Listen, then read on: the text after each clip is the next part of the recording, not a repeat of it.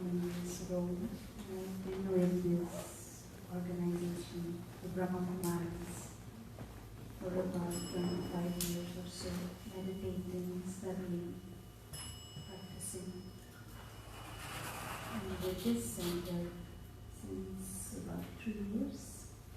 And the Brahma Kumaris is a network, an international network of schools that teach meditation.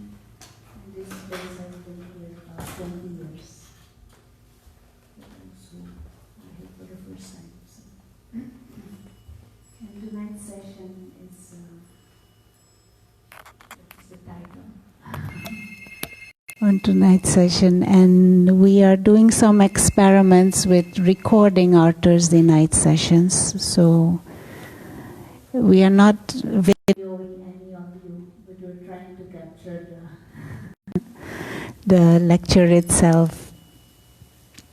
But if you really, really don't want even the back of your head to be maybe shown, then maybe you should move at the back.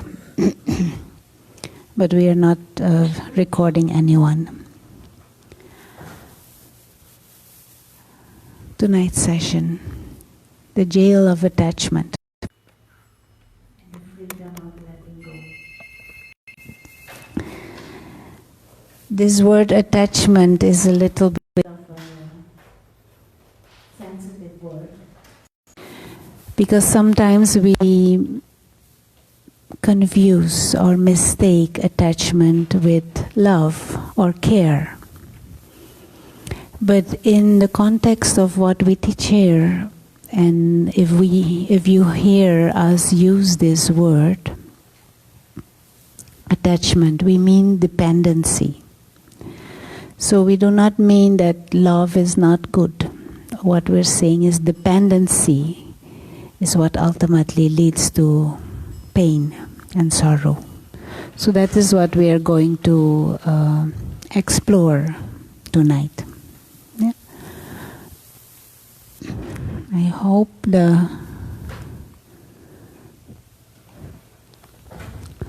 so attachment or dependency. One first question that may be useful to ask is it necessary to be dependent? Is it necessary to have attachment? Is it compulsory? And the other question we could ask is, can we live without it? Some are saying yes. We can live without it. There are some seats here, Rudy and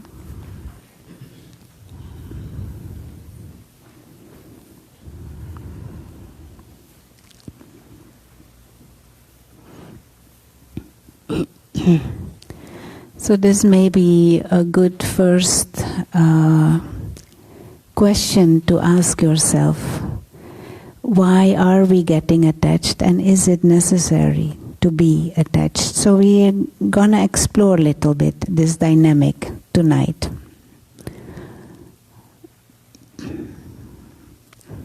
We are trying to be high-tech. So, in general, when we look at our life, we can see that our life is an interaction between the individual and the environment. Every one of us, if we look at our life, the experience of life is an interaction between ourselves and the environment. Now, if this is the environment, in the middle is I can't see without glasses exactly what is there. So there is, if this is, and this is not working. This is I, and then there is an interaction with Pat, with the, what is this? These days we don't carry around these bags anymore, no? Or do we? Bags full of credit cards? Our possessions, houses, even our desk has changed these days. No? But that doesn't mean we have less things pending.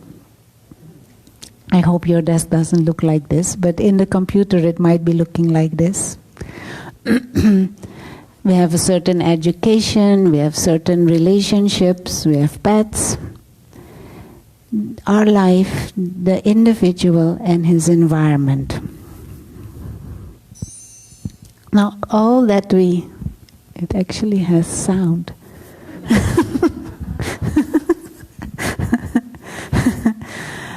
All we generally strive for, can you see? All that we generally strive for is to create a certain harmony. No, we want a certain harmony with our environment. And when we have that harmony, then we feel it, peace. Now, there are many more things in our environment than what we here described. So the chances that everything is not in harmony, how big are those chances? Very big. So how big is the chance that we will have harmony?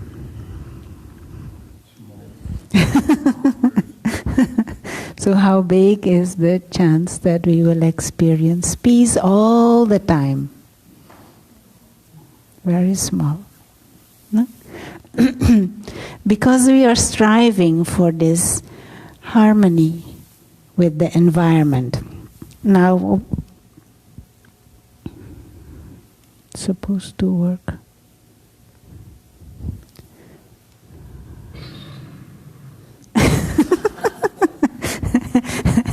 If there is a certain mismatch between the individual and the environment,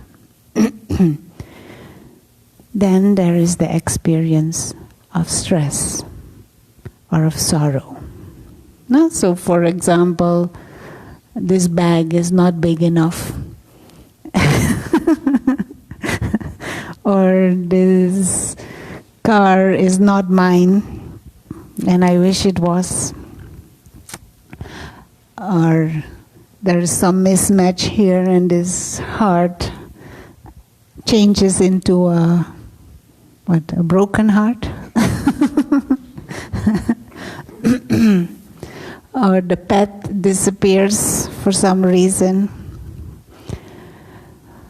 Many things can happen, and then there is a mismatch. Now, what is that mismatch? What happens if there is a mismatch? There is the experience of sorrow and stress. So what is that mismatch? How does that happen?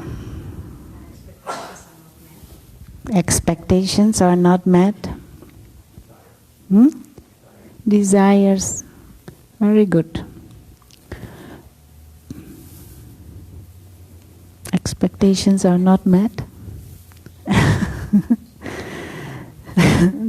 What is useful to understand is what kind of relationship with the environment do we have. We want a certain harmony. We want a relationship of harmony. So what is the worst kind of relationship that we could have with our environment?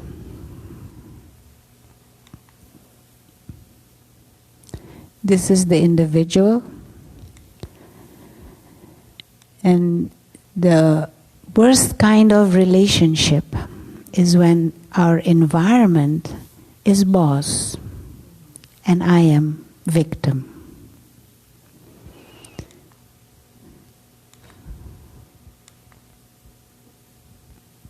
Sorry, I'm going too fast.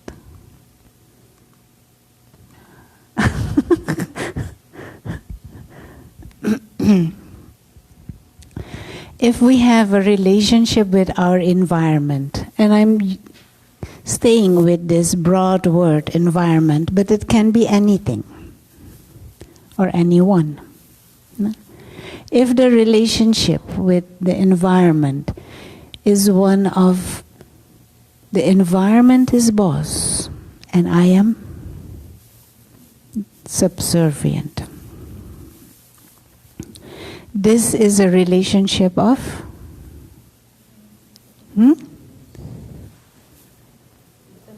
dependency. This is a relationship of prison. This is a relationship of jail. Now, do we make our environment into our boss? Sometimes. Sometimes. Now, what happens? We're going to break it down a little bit, how that happens with us. And I hope this. The mindset of subservience, that relationship of boss and victim. Say there is person A and person B. And the relationships to start with generally are neutral. But then something happens and that changes. In the mind of person A comes the thought, I want.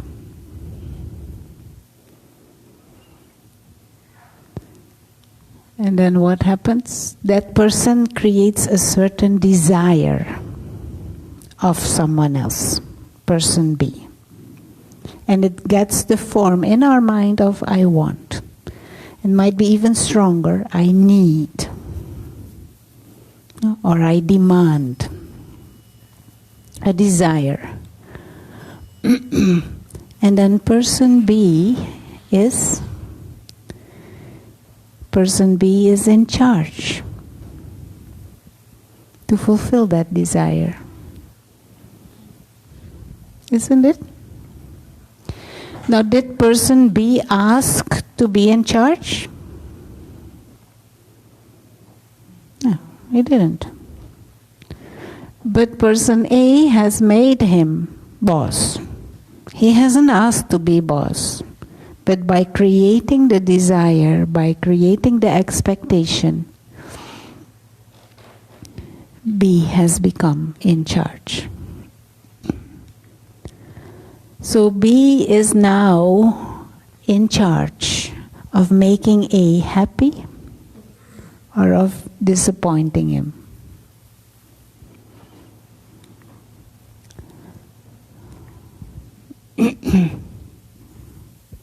And A has no choice. Now he is dependent on B to fulfill that desire. And B is given power. And A is without power.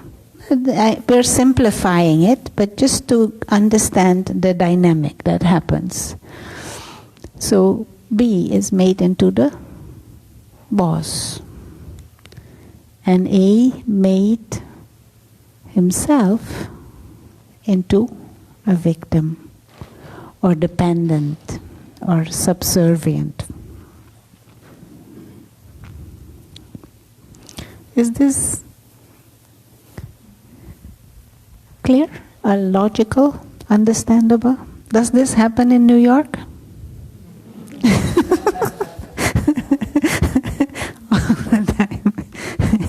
You want to say anything or ask anything of this? Now, it didn't start like that, isn't it? Most relationships don't start like that. In the beginning, everything is nice. Why? Because there are no desires. And there are no expectations. There is appreciation in the beginning. Appreciation, newness, and kind of a curiosity maybe even.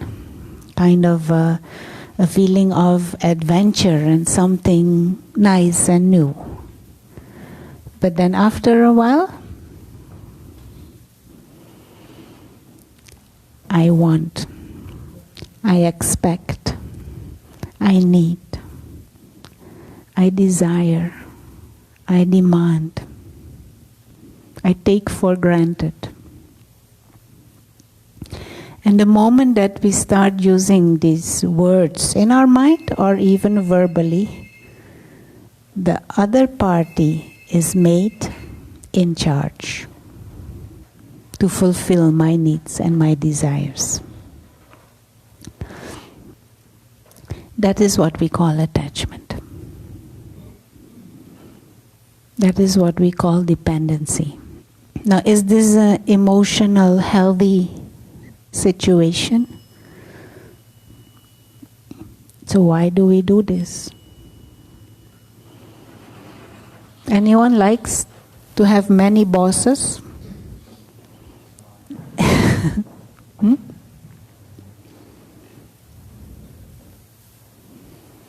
Nobody. So why do we do this?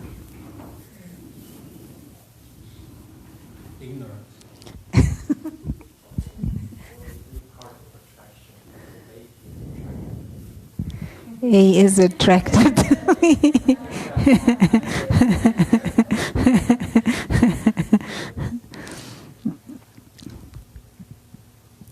But is it possible that there is attraction without falling into this trap? Should be, no?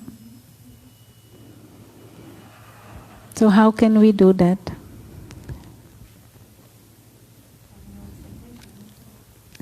How can we be in a space where there are no expectations? Don't forget your own inner power.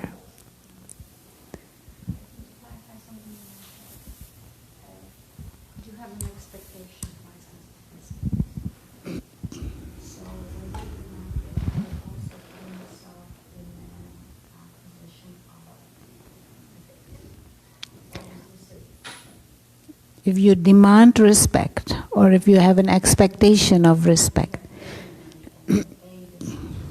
yeah, if you demand respect from the way to check for yourself, if it is a dependency, is if you can do without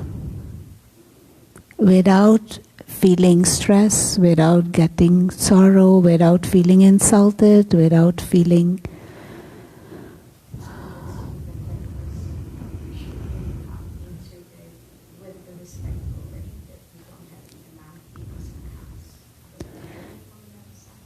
even if it doesn't come.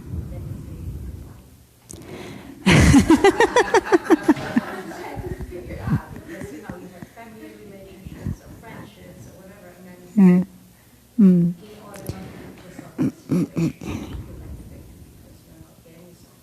Yeah.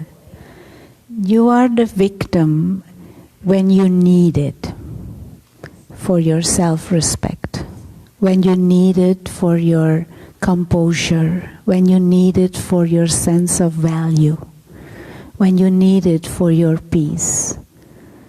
It is still good to have respectful relationships, and it is still useful for others to be respectful with their family members. It is still good for me to be respectful.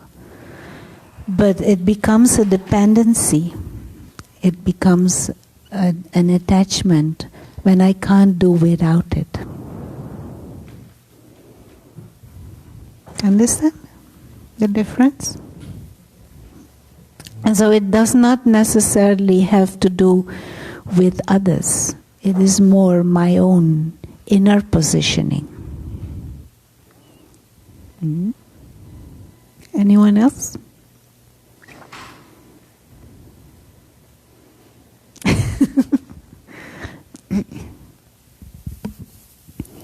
So how can we be in an inner positioning of freedom instead of in an inner positioning of dependency, or this subservient mindset.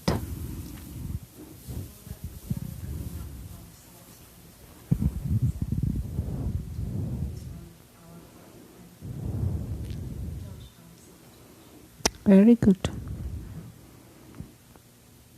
To be in a space of inner fullness, to be in a space of inner wholeness, to be in a space where you understand the deeper potential of the self. But many times we forget that, and we do not necessarily nurture that. And if we're coming from a space of emptiness, then what will be the relationship with the environment? Shallow and needy.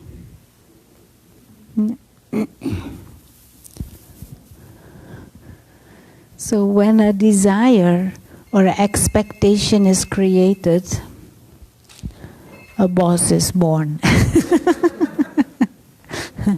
And a desire or an expectation is a manifestation of some inner neediness.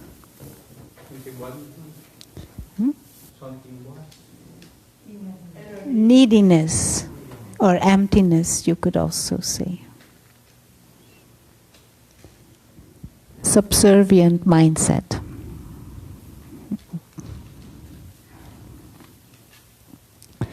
So, attachment means there is desire, there is expectation, and because you're unsure whether that desire or that expectation is fulfilled, there is also the experience of insecure. There is also the experience of stress. So all that is unhealthy. All that is what we call the complex of attachment. And it can be with someone, it can be with something, it can be with a position, it can be with a possession, it can be with a certain situation, it can be with many different things. But we give away our power. Now the position of freedom is there is appreciation, there is gratitude, but there's no neediness. I'm seeing all kinds of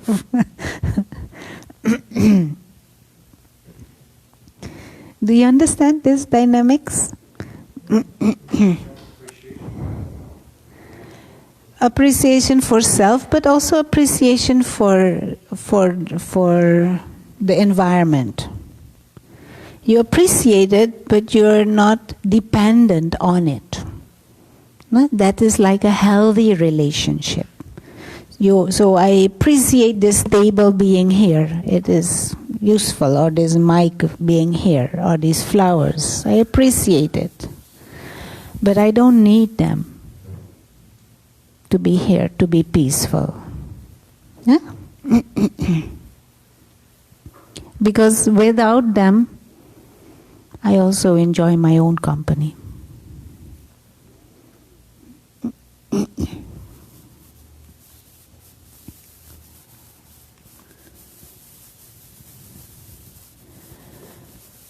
So, to come to that stage where we can experience that freedom whilst interacting with our environment, to come to that stage where we can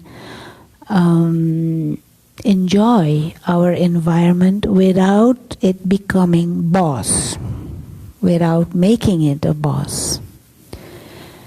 It is useful to experience your own deeper potential, your own higher nature.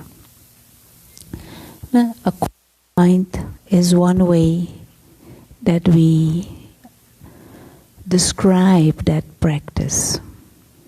A meditation where you start to explore and experiment the energy of your own being and the innate goodness that is there. And to emerge that deeper sense of peace, of wisdom, of freedom, of timelessness, that deeper sense of joy that comes from being connected to your own higher nature. Free from needs and desires. Free from insecurities.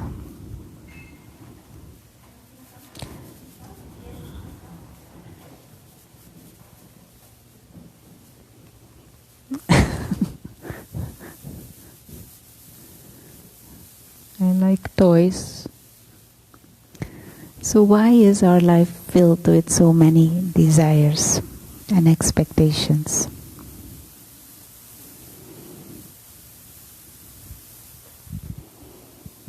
Anyone has a question? Answer?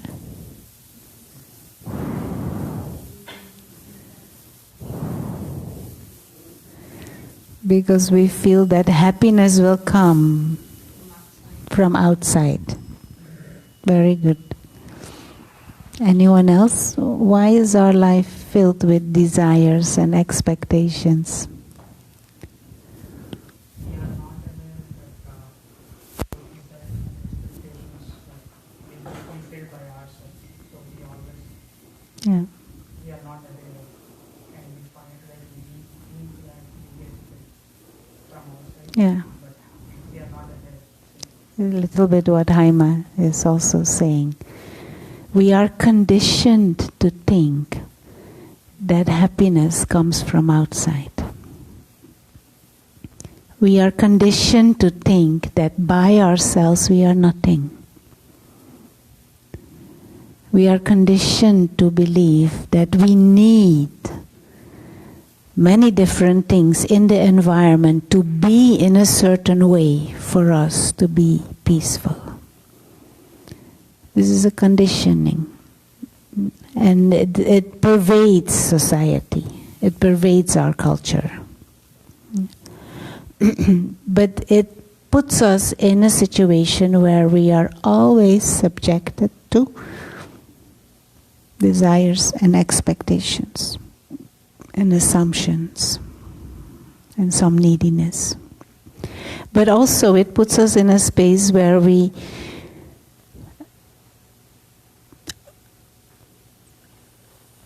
our sense of self-respect is minimum all the time. No? Now what we can ask ourselves is that the right internal positioning to have? And is that useful to go through life in that mental mode, with that mindset? Is it?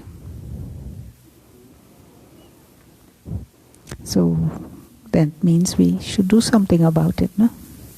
Shall we start a revolution? And position ourselves differently? Yeah? Okay. Do we need to be subservient at all? No, we don't. But the moment we create a desire, the moment we create an expectation, we are subservient. We don't need to be, but this is what happens. We put ourselves in jail, we disempower ourselves and we empower the environment. Can we truly be free from desires? You like that, Haima, that position?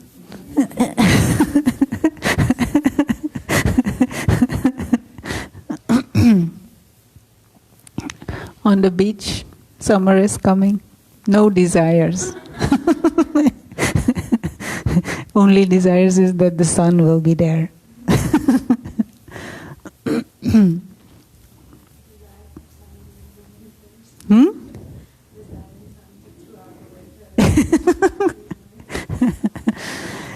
So, with the practice of meditation, one thing that happens is we experiment with that stage of being a detached observer.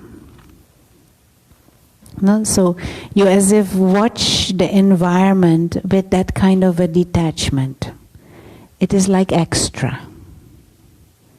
You experience the self as fully self-contained, a whole being, and you observe the environment with that detachment. See it with the perspective of a guest. Free, but involved. And that is a much healthier place. So like here, you are a guest here, you don't own that chair, you don't need that chair either. But you're using it. You're involved. You're sitting on it. But your life doesn't depend on it, and your self-respect doesn't depend on it either. You don't need it, but you can use it. Huh? So acknowledge and discover that state of wholeness and completeness, and see the environment as extra.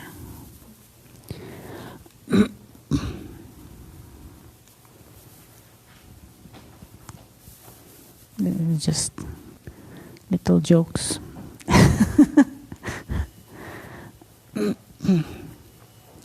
So, after we did this reflection on is it necessary to have desires? Do we need to be subservient? Why is it that we create all these desires if it is not needed? If we can be free from it? Why still are we creating desires and expectations? We don't know who we are.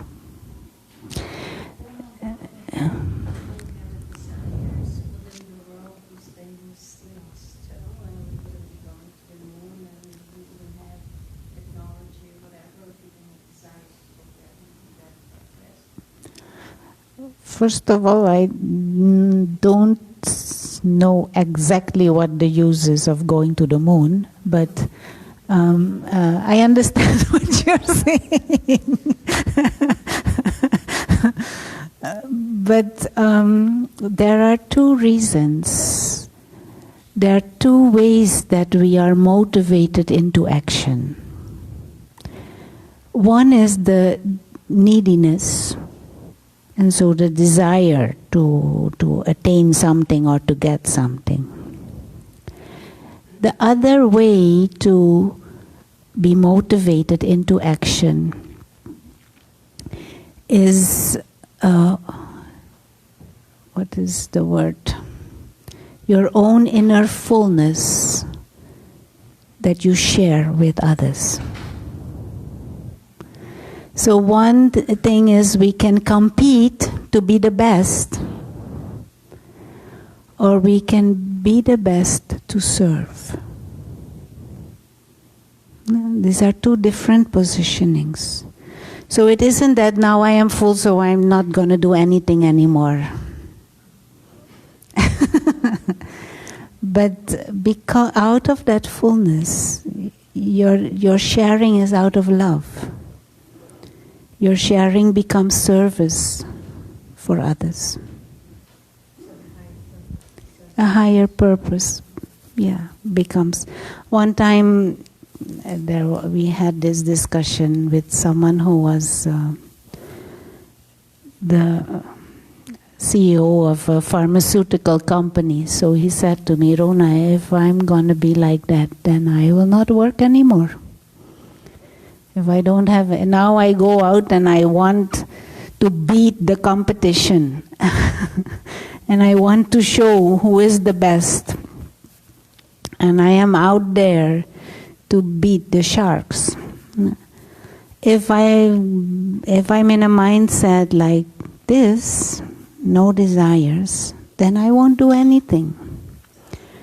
So the discussion then went, you can do your work to beat the competition or you can do your work to offer the best to society. Yeah. It is a different mindset. Yeah? And there is much more possibility that your relationships will be of a higher quality also, if you position yourself like that. No? But your motivation and your actions do not come from neediness.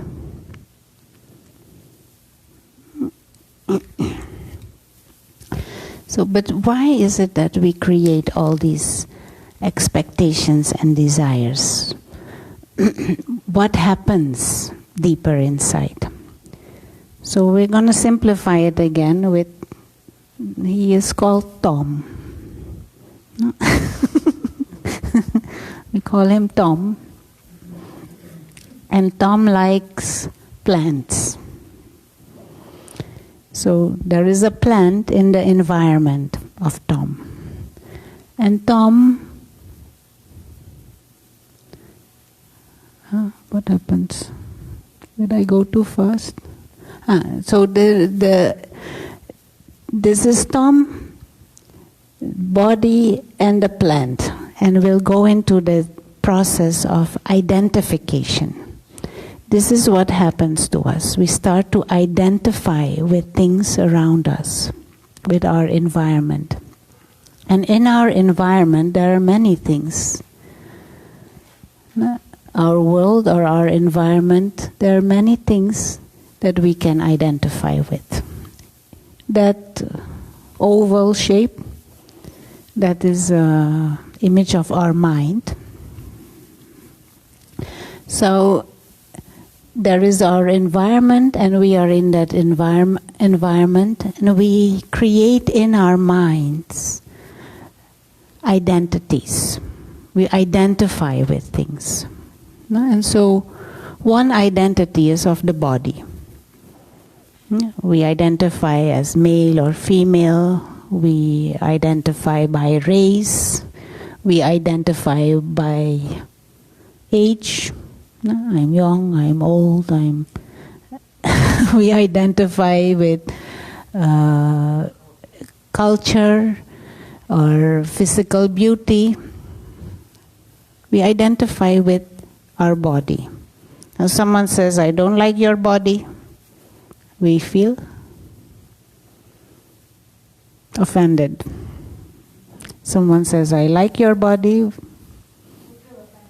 We feel offended. In New York, yes. Well, if they say beautiful, then we don't feel offended. But we deeper inside feel they are saying something about us.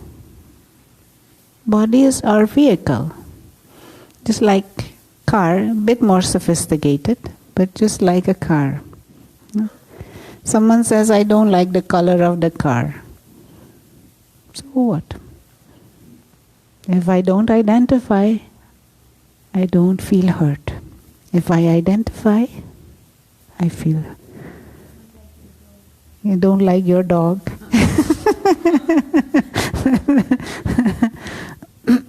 So in our psyche, we create an identity based on the body and different characteristics of the body. We create identity based upon our relationship.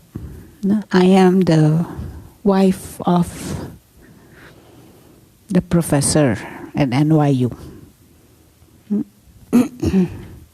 We create another identity on other relationships. We create identity based on possession. We create identity based on other possessions. We create identity based on country.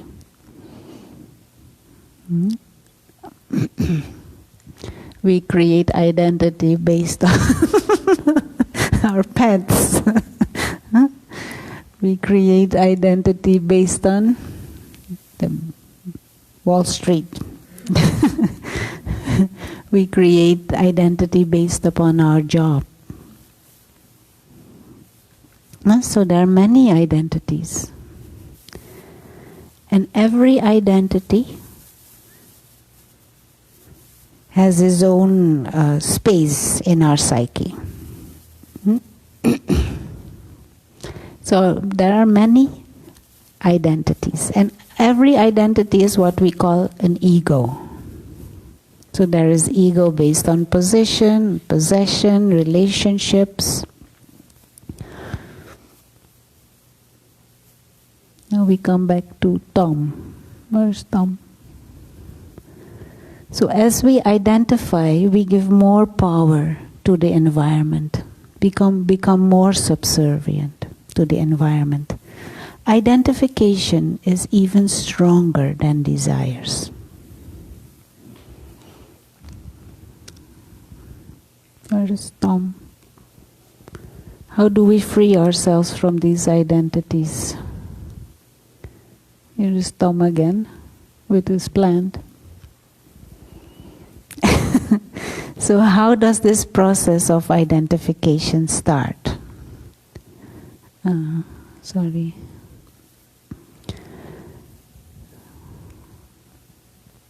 So no, it should not come yet.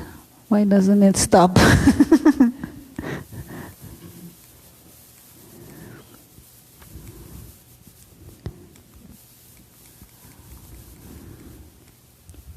Okay, so the process of identification. Here is Tom, and there is a plant somewhere in the office of Tom.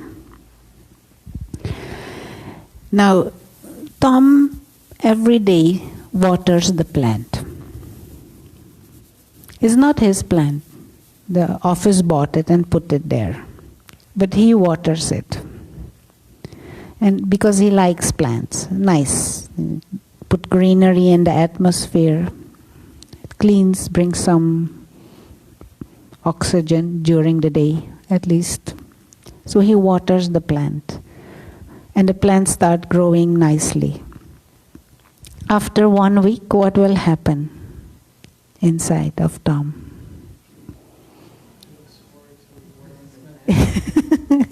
He looks forward to watering the plant every day. Yeah, Tom thinks because of me this plant is doing well, and look, he thinks that gradually starts to think it is my plant, and he likes the plant very much. And he, what is it? How do you say that? He trims the plant so it grows better, even beautiful. So one day, one of his colleagues comes in and says, "Oh, that plant looks very beautiful." And what Tom says? Yes, yes. Yes, yes, it's very beautiful. So what has happened inside?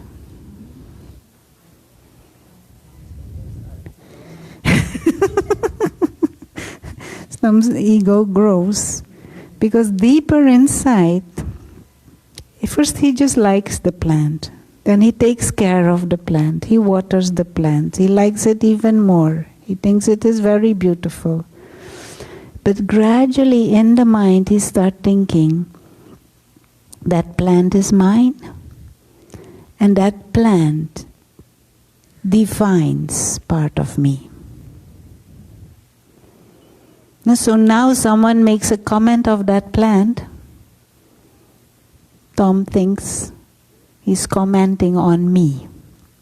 So deeper inside, identification started happening.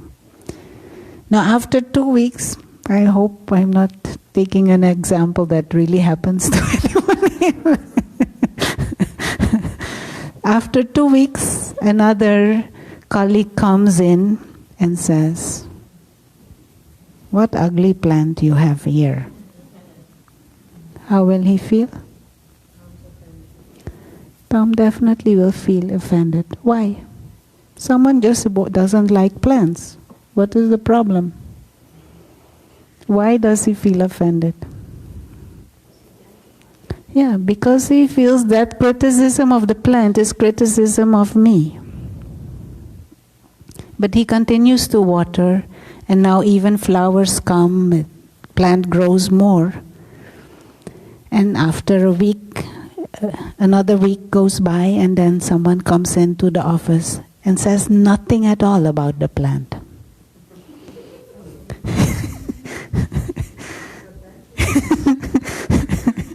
Now even that becomes a problem. What's wrong with you? Don't you see that my plant is doing so well? Can you see how this happens? And it gradually grows on us. And Tom gives away power to the plant and to others to mention something about the plant. And one day the plant dies.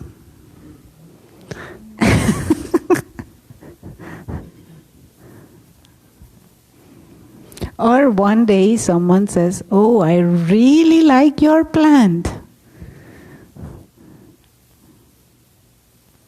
I need one like that for my office." What will Tom do? Every time he goes to the bathroom, he will lock his office to make sure that they don't take it. All these insecurities that come. Now, a more healthy positioning. Come on.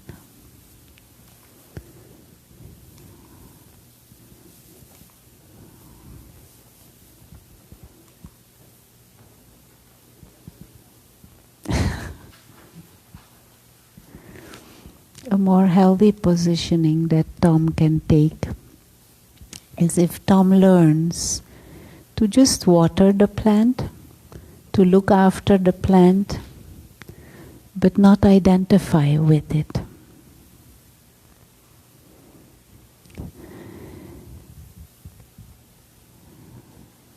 Not expect anything from it, and not expect anything from anyone else about the plant either. This is simple logic, but we do not necessarily follow that simple logic. Then Tom can be in peace. Now someone says, "Oh, I like your plant." Tom is happy. Someone says, "Oh, I don't like your plant." Tom is also okay. Someone says nothing about the plant. That's also okay. Someone says, "I have a much bigger, more beautiful one." Tom is also okay with that. He doesn't feel more or less based upon the plant or the comments of others or the behavior of others. He is not affected by criticism, not flattered by praise either. He is master now of the self. He is boss. He is not a victim. He is an observer of the plant, observer of others, detached observer, detached involvement. He is a trustee. He doesn't identify, but he's a trustee.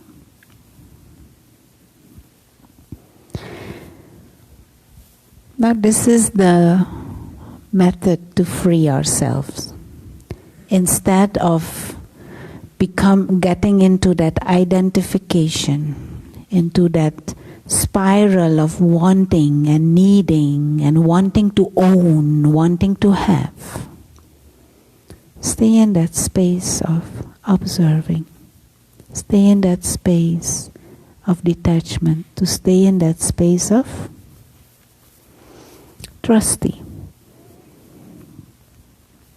But what if your husband misbehaves?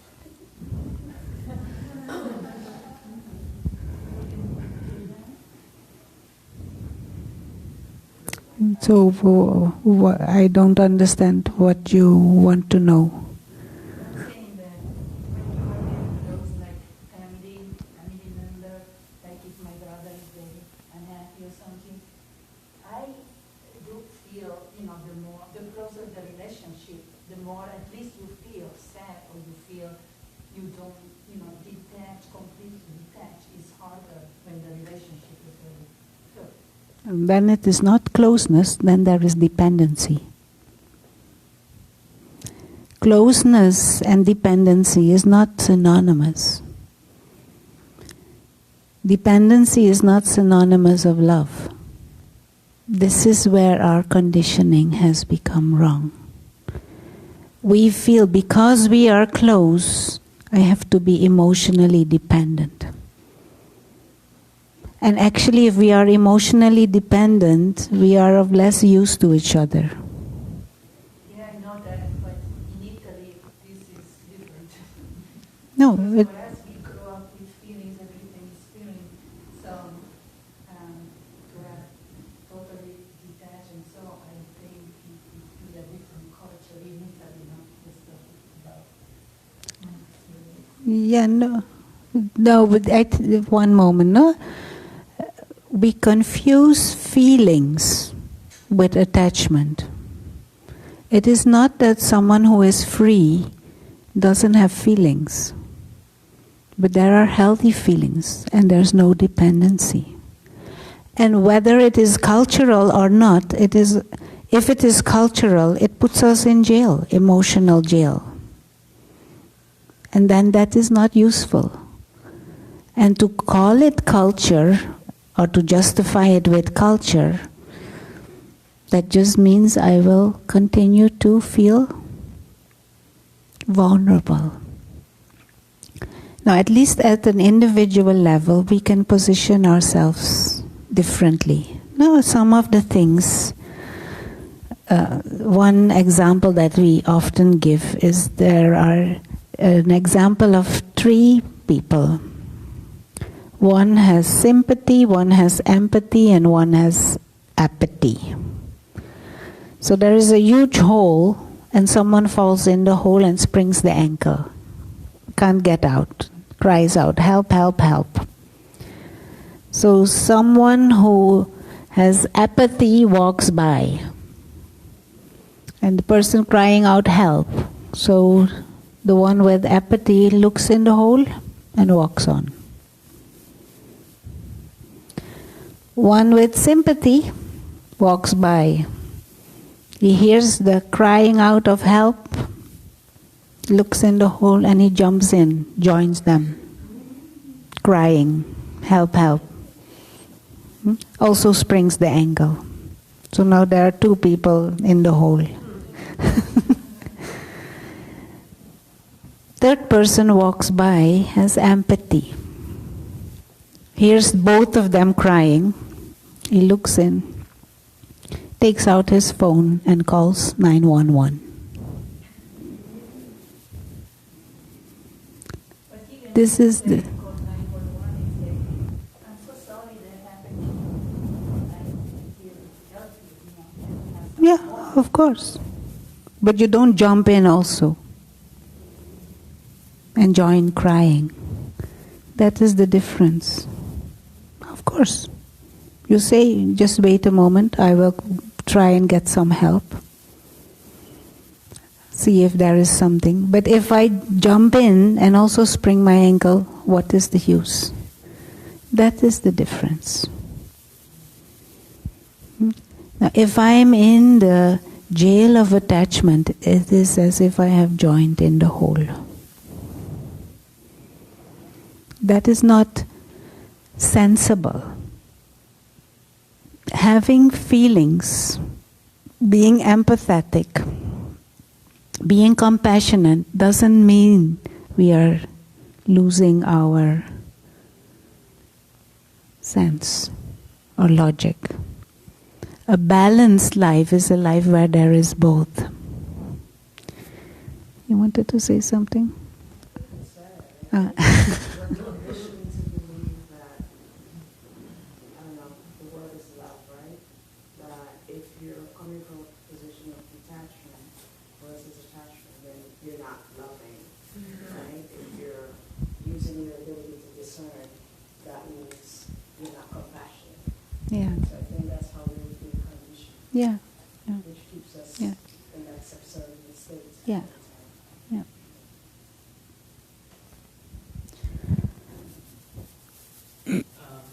So how do we remain detached when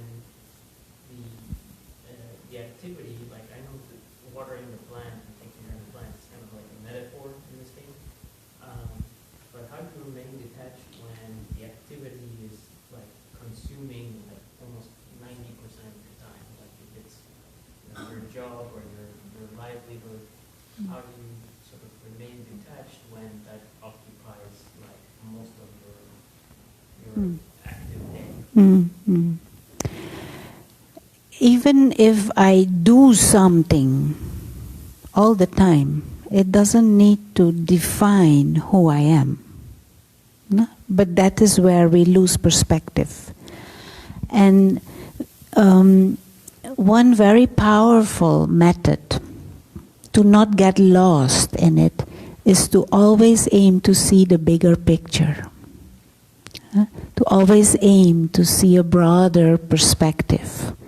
And that is what we do not do often enough. That is why when we put up that slide with meditation, that is one of the things you do. You contemplate on the bigger perspective. For example, if you have a job and you're working 18 hours a day, it kind of easily can consume you and becomes your identity. But you were someone before you started with that job. And one day will come that job is no longer there. And you are someone also then. But we kind of forget that. And this is just one simple example. Relationships is the same. In relationship, we get consumed in it. But you were someone before you entered in that relationship. What happened with that someone? Now, to take moments of silence, to take moments of reflection, to take moments of meditation where you as if zoom out and see the bigger perspective, the bigger picture. And if you bring in spiritual knowledge, even more bigger picture. You're a spiritual being who's using this body, a being of consciousness who has entered in this body and who will leave this body and continue with the journey.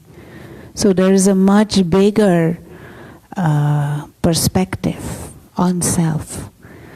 And then this job or this project or whatever it is, relationship that you are involved in at the moment in time, it is extra. You already are a whole being. But we as if get into this, how do you call it when you get into this, sucked into a downward spiral, and then that thing or that one becomes as if everything and as if nothing else exists. But it wasn't always like that. You understand? So to repeat, so that is also why it is always good to have variety of things also to do. A life of balance is variety, but also to come back to essence of your own being regularly.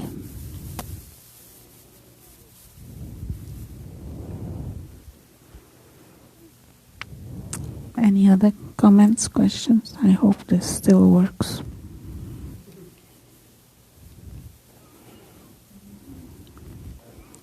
terms of job, Yeah.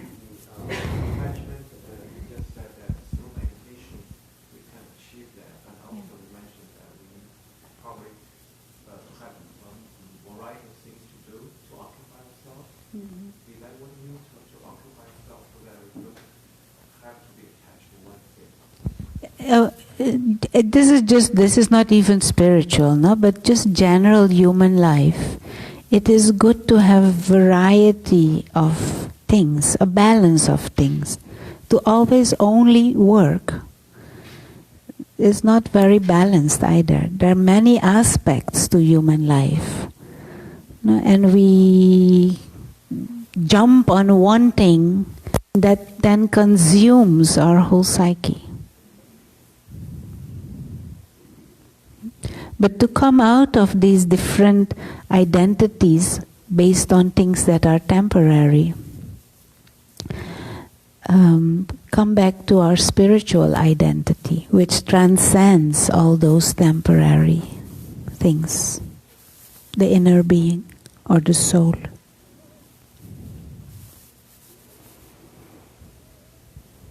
Anyone else want to say anything? I don't know if there's a guest. Perspective. Tom can learn to be like a guest in this world. Mm-hmm.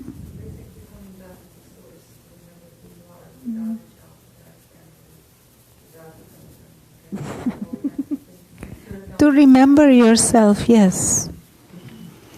And to see, not that all those things are bad, but to see them as extra and appreciate them for what they are without getting into that subservient mindset, without getting into that dependency mindset. To appreciate, to enjoy, to cooperate, to share, but not to become dependent. And like Tom with the plant, he waters, cares, shares, appreciates. So those things are experiences that we're having, but they're not No, yeah, it is our attitude towards our environment. We had that. You remember that second or third slide? The worst relationship that we can have with the environment is where the environment becomes our boss and we become subservient or victim. Now, if we learn to do this, then we stay master, and the environment is extra, a gift, but not our boss. Yeah.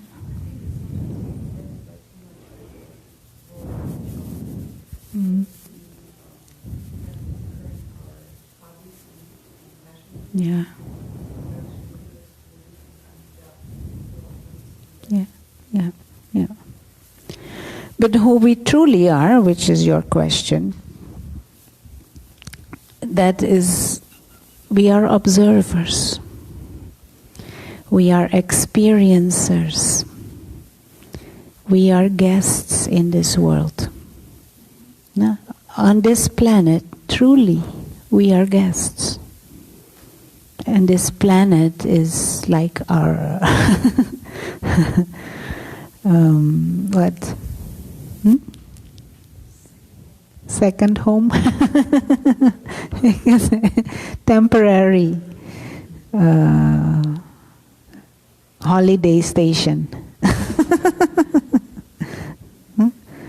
So the being of consciousness, and this is where spiritual knowledge comes into this. The being of consciousness is a timeless being. And this being of consciousness has come from the non-physical world into the physical world as a guest. But then, from being a guest, we start to behave possessively, and we say mine, mine, mine, and we start to identify. And then we get into this trap of subservience, and then we're in jail. And then we blame the environment. We have empowered the environment, but then we blame it.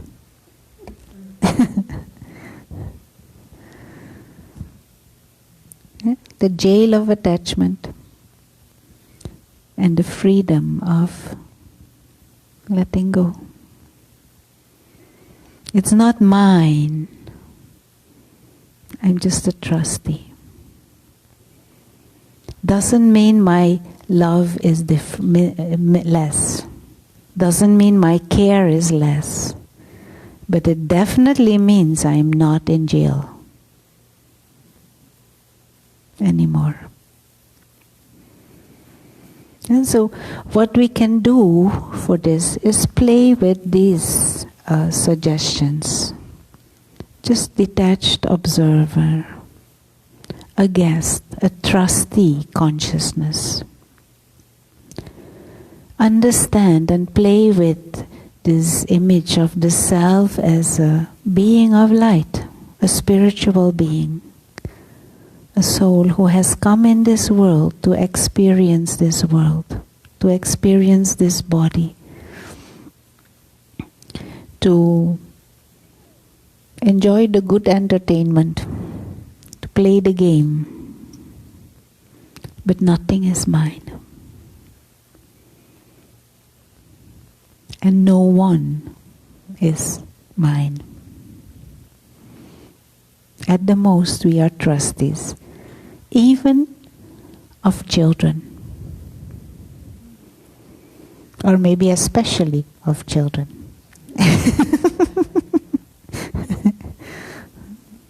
Because that is where a big mind comes, no? My children. They are the first ones who say,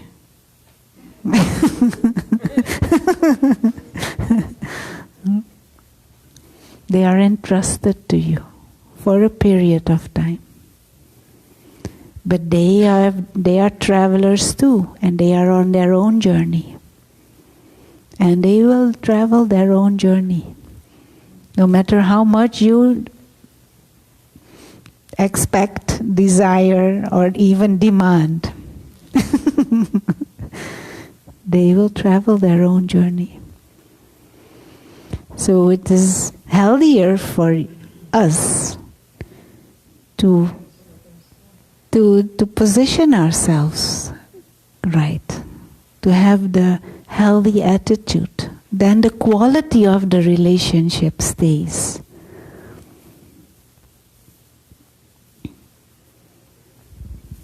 Okay, any comments? What are the steps we can use to keep vigilant? Just play with this. Take any one of these morning and say, okay, today I am going to play with this attitude of a guest. And during the day, stay with it. And remind yourself regularly of the truth of that, of the reality of that.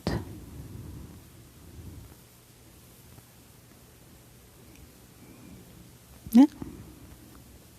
And then at the end of the day, write in your diary your observations or your attainments. And also see the contrast. If I was possessive and needy, what was the result?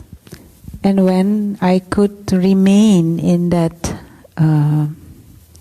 trustee mode, how did I feel? Just observe the contrast.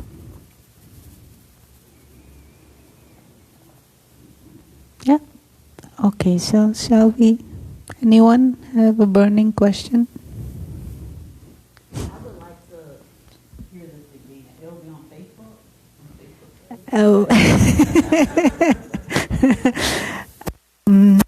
I think so, yes.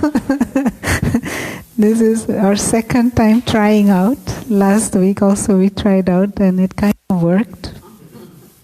So we're probably, at least it gets recorded and we will post it. I'm not sure how much the quality will be of the sound, but you can try it out.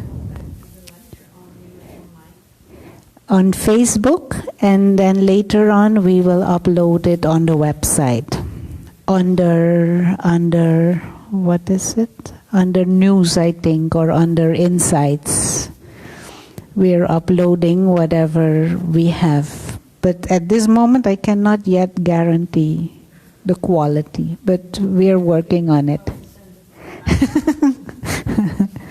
Yeah.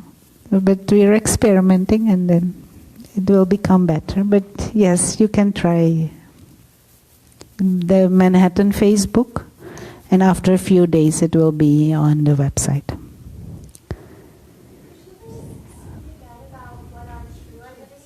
Yeah. Yeah, yeah. So the understanding in Raj Yoga is that the human being, that word has two parts, human and being. So human is the physical frame and the extensions and everything in our environment. But the being is the being of consciousness. And there are many words that are used for that, soul or spirit.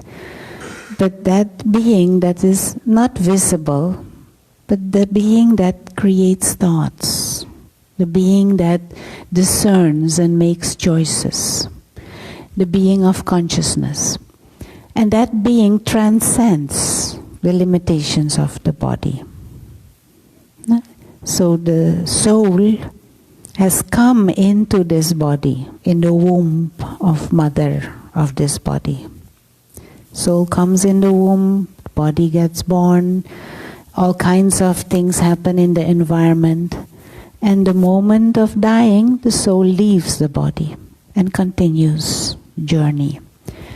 Now, spiritual knowledge says that the soul is innately divine, innately wise and free and timeless.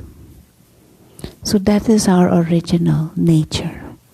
And to come back to that again and again, and to be reminding the self that you are a being of freedom, a being that is secure, and that this life and this life on this planet is an extra gift.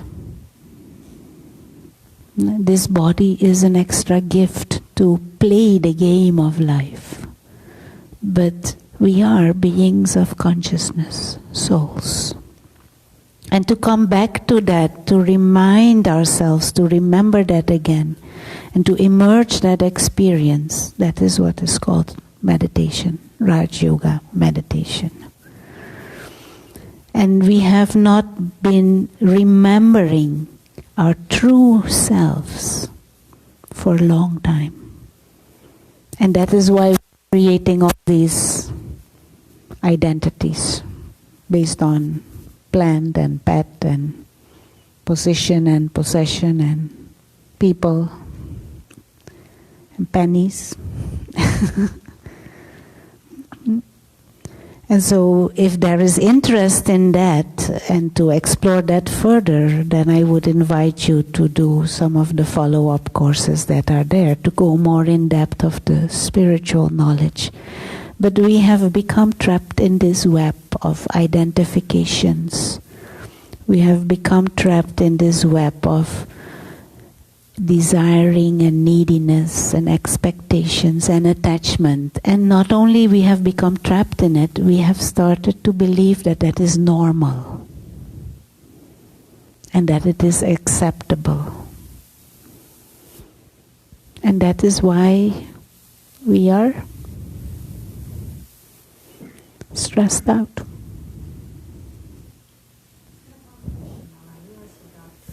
What do you think of the progress the biogenists are making, and they're saying, we can extend human life to 20, so we artificially almost are extending that.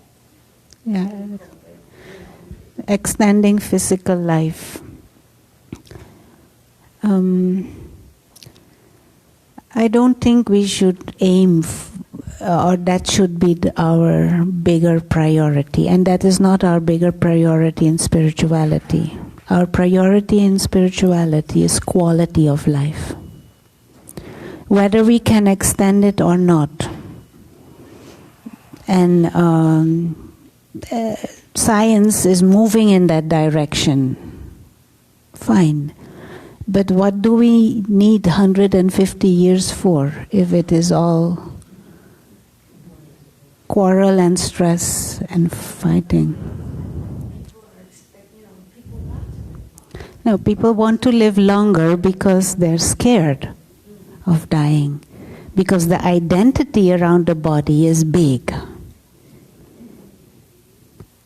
But instead of going for quantity, which is not wrong, but first priority should be quality.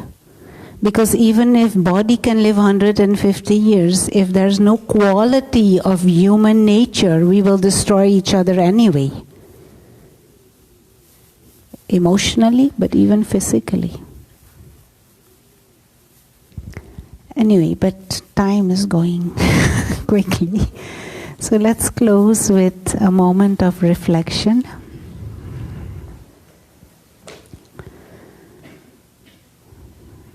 And just for a moment, come back to self.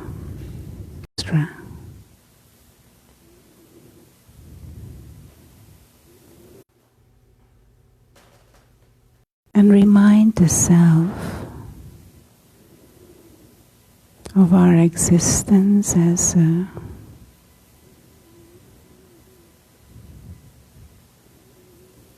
spiritual being.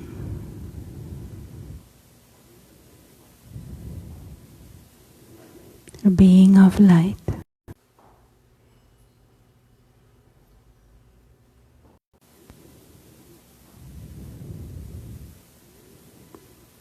Like a star.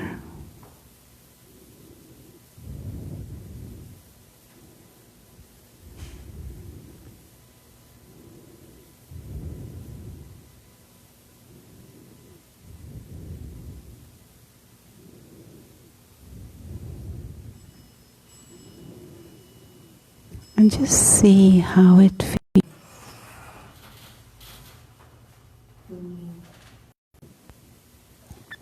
Play with this thought that we are guests on this planet.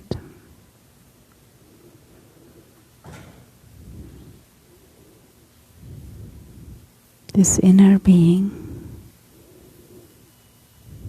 is a trustee of the body.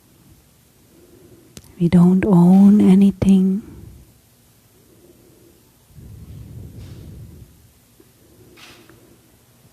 No need to identify.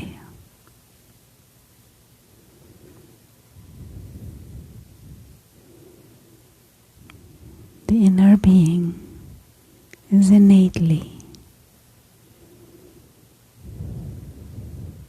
free, timeless, secure.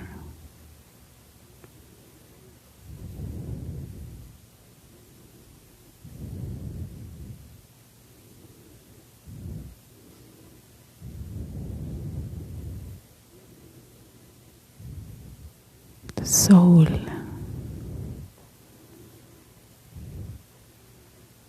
needs nothing to exist.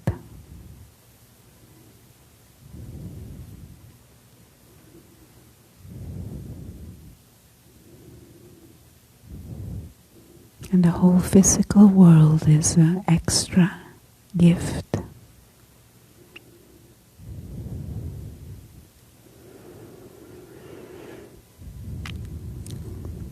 And as we go through the rest of the evening,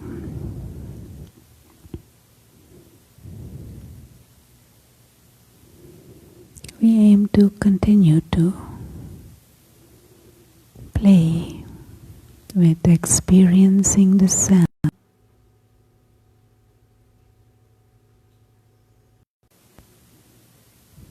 is a tiny star, being of light, forehead,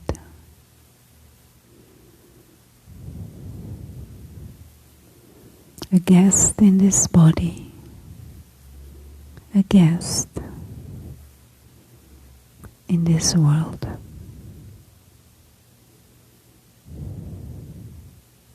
An observer of the game of life.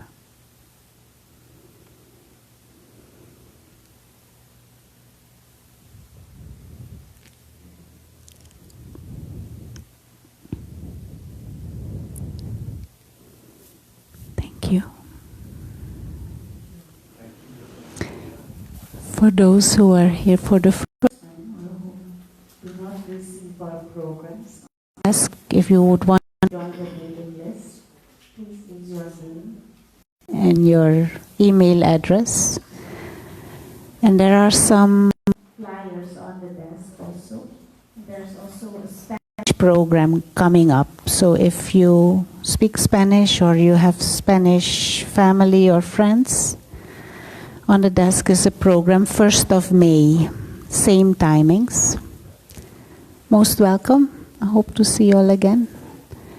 And the sisters will give you some special sweet on your way out.